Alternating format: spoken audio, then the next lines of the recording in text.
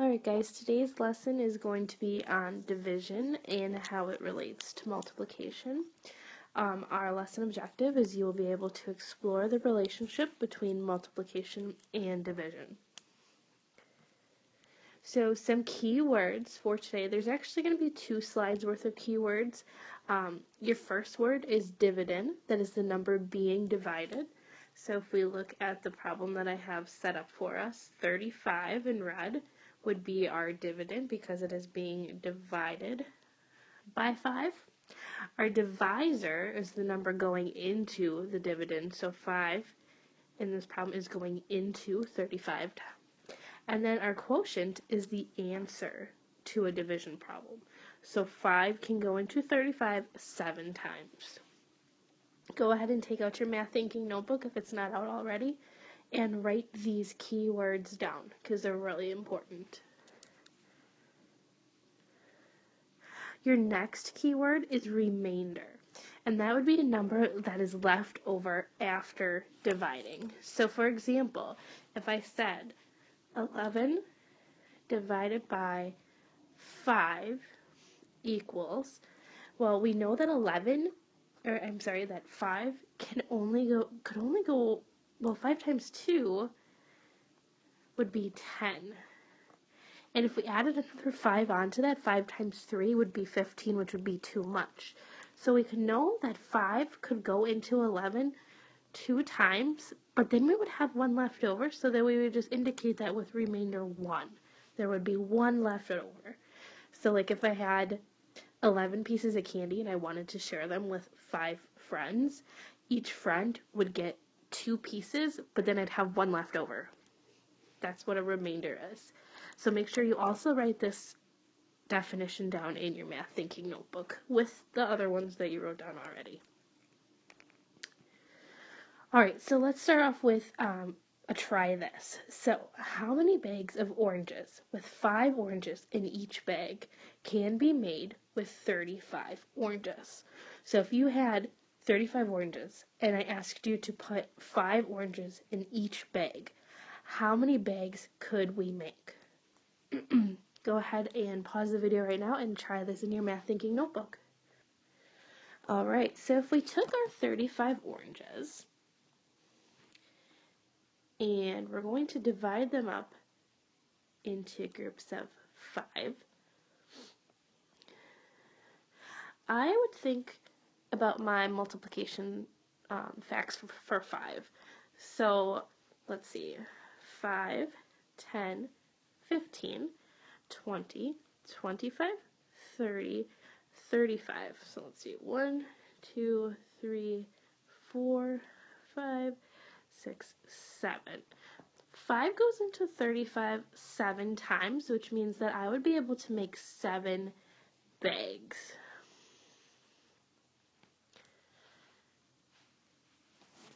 You don't have to use that visual strategy if you are able to recall just because you know your facts of 5. But for me, it really helps me to visualize what I'm doing. Alright, let's try the next one. How many bags of oranges with 5 oranges in each bag could be made out of 42 oranges?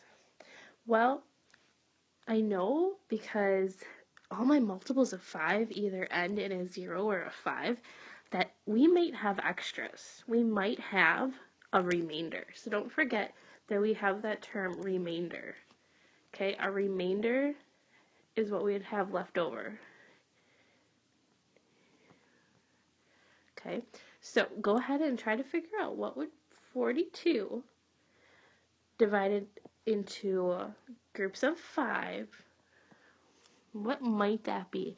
And we're probably going to have a remainder with it. Make sure that you are writing your answers and your strategies in your math thinking notebook.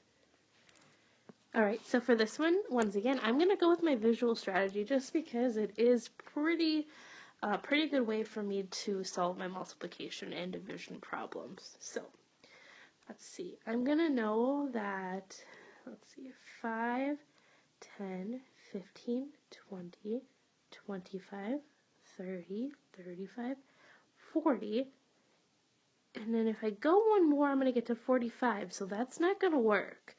So I'm only going to go up to 40. 1, 2, 3, 4, 5, 6, 7, 8. All right, so I know that 8 times 5 will get me to 40. How many would I have left over? I would take that 42, subtract 40 from it, and 2 is going to be my remainder, and 8 is going to be my groups. So I'll be able to have 8 bags, but I'll have 2 left over. And I'm going to highlight that so you can kind of see what I'm looking at. I know that got a little messy there, but you can kind of see how I was thinking out with my strategies. Alright, so we want to keep in mind when we're working with multiplication and division that they're related. They're very much related. You know that working with your fact families, in the middle of your fact family triangles, you're going to have your multiplication sign and your division sign because they're interchangeable. They relate with one another. They're opposites. So if we looked at this multiplication fact family, for example, we would be able to know that 6 times 7 will give me 42. We would be able to know that 7 times 6 would give me 42. And when it comes to division, we would also know that 42 divided by 7 will give me 6. And 42 divided by 6 will give me 7. All those facts come from one fact family. It's crazy. We also know that when we look at our multiplication chart, which you should be really familiar with by now, that it can be used for division also. So if I said, for example, let's look at, I want to know what 18 divided by 6 is. So I'm going to look here. I found my 18. I looked at my 6, found my 18. And if I look up, 18 divided by 6 is going to be 3. I used it backwards. Same thing if I would do, let's do 50 divided by 10. So I'm going to find my 10, going to look for 50, and I'm going to look up and I'm going to see, oh, my answer is 5. So you can use your multiplication chart backwards to help you solve for those division facts that you might not have memorized yet. Alright, so today's lesson was pretty quick. I'm only going to have you do one problem on your note card for today. So make sure you grab a note card, put your name on it. That's so important. I have so many people who are turning in note cards with no name. And then, here's your problem for today. So Kate had 34 pieces of Halloween candy and wanted to share them with 4 friends. How many would each friend get? And would there be any left over? Would there be any remainders? Okay. Since you only have one problem to do on your note card, I need you to show me your strategy. Okay, I need to know what strategy you use to solve this.